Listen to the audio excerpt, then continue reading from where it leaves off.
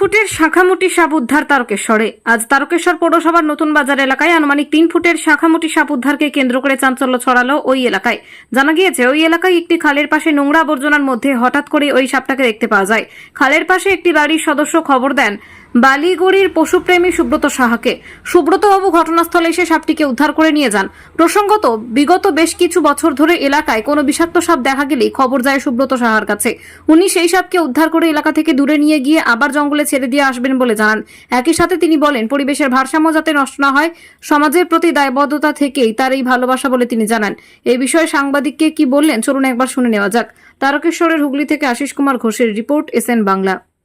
কিভাবে দেখলেন?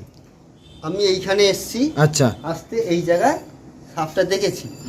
দেখার পর তখন আমি আমার এক বন্ধুকে ডাকলাম, আচ্ছা, দেখে সেও দেখলো।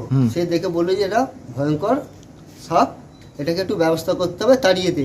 প্রথমে এই বাঁশ দিয়ে আমি তাড়া মারি, এই বাঁশ দিয়ে? যায়নি। আচ্ছা, তখন এই বাঁশটাকে ওকে ধরে আমি এই হাঁড়ির মধ্যে তুলি, ওই হাঁড়ির মধ্যে আপনি তুলে দেন। হ্যাঁ। তারপরে ওনারা আসেন? এবার ওরা এসে ওরা নিয়ে যায়। আচ্ছা, আপনার নামটা?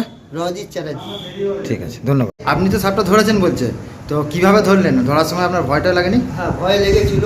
আমি হাতে ধরিনি, আচ্ছা, আমি বাঁশে করে চাগিয়ে একটা মাটির হাঁড়ির মধ্যে ভরেছিলাম, ভরে সেটাকে ভালোভাবে চাপা দিয়ে সোজা নিয়ে চলে এসেছি।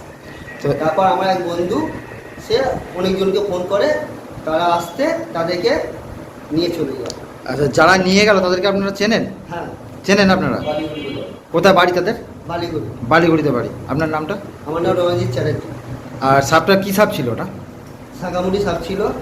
কত বড় মোটামুটি? ওটা 2.5-3 ফুট হবে। 2.5-3 ফুট। ধন্যবাদ।